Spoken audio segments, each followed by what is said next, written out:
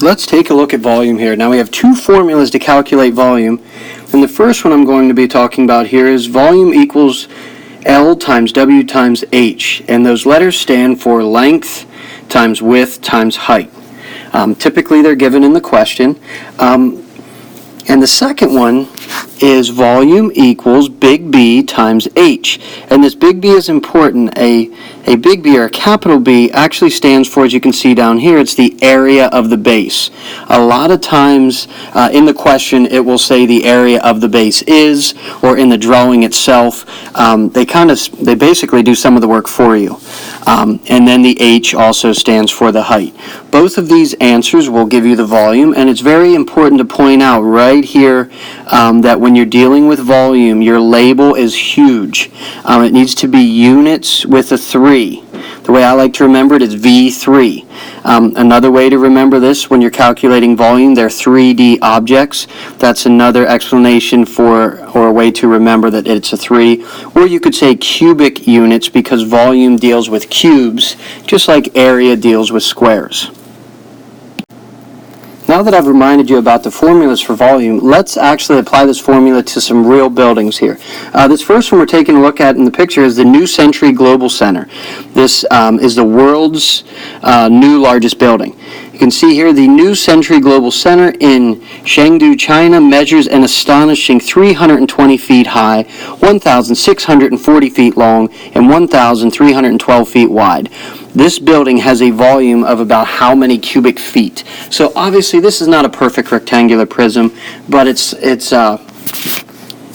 just a neat way to go ahead and practice this. So first what I'm going to do is I'm going to do a basic drawing of our dimensions. So now that I've drawn my picture, now I realize it's not a perfect scaled model here, but our height we said was 328 feet. Our width was 1,312 feet, and the part of my picture that is inaccurately drawn, but for the sake of the space I'm working with, will be the length, which is 1,640 feet.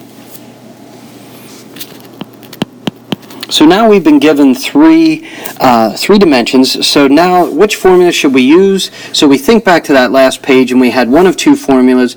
We had, do we use V equals length times width times height, or big B times H? Now, since they gave us all three measurements, I'm going to go ahead and choose volume equals length times width times height. I'm going to write that in. Volume equals, we do 328 times 1,312 times 1,640 equals, and absolutely you can use a calculator for this. That's what I'm about to do. So after typing this in my calculator, we get an amazing answer of 705,751,040 feet. But remember, it's volume, so our label isn't feet. Since it's 3D or V3, we need to make sure that we have that exponent of a 3 so that our answer is completely official.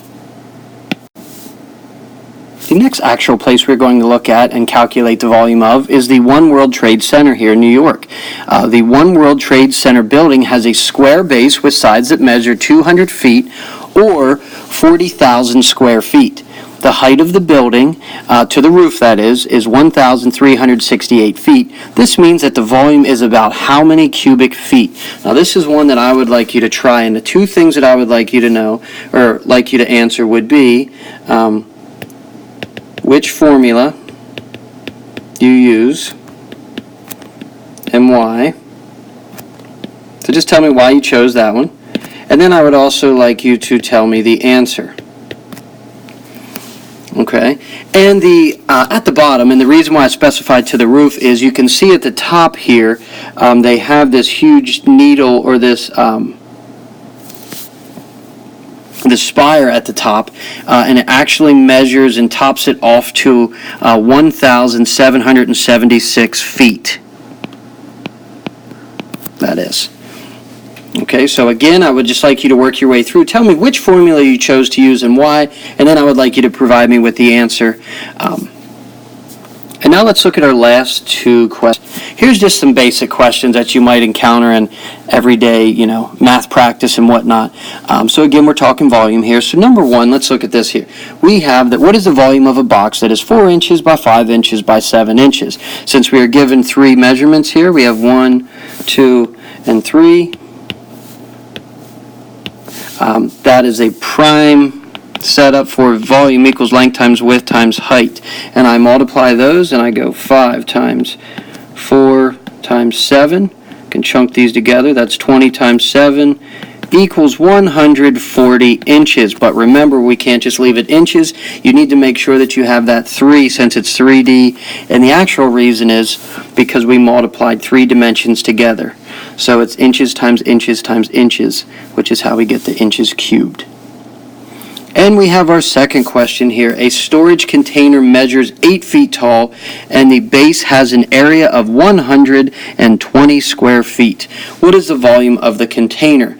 Now in this one it looks like it's setting us up to use volume equals big B times H. Big B in this case is the area of the base, which they gave us is 120 times our height.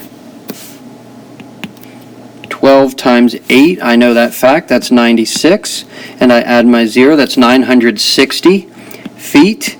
And again, I'm always saying this, volume, you need that 3. 960 feet would be measuring like a line or one dimension, and if we're doing volume, it's not a 2, it has to be 3. Remember, V3. So again, final recap. If you have our formulas, we're calculating volume, that is. There are 2 formulas to choose from. You can see them both here on this page. We have the volume equals length times width times height, or you may choose the volume equals big B times H. The big B is the area of the base, and the H is the height. And all volume answers must have an exponent that is 3, or you would have to write it cubic and then your label. As always, I hope this helps.